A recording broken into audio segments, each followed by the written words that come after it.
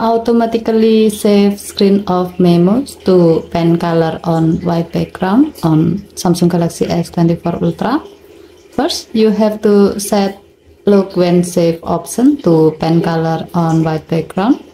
To do so, open Notes app, tap the three horizontal line icon at the top left, and then tap setting icon. Under screen of memo section, tap look when save, and then select pen color on white background. To see how this feature works, create a screen of memo.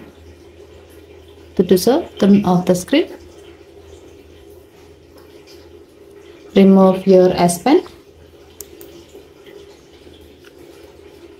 As the example, we will set the pen color to blue. Now, write your screen of memo. And then tap save to save it. Now, open Notes app. Open the screen memo you have just created. You can see that the screen of memo is written in the selected color, in this case in blue, and the background is white. Okay, thank you for watching. Please help to like and subscribe. Have a nice day.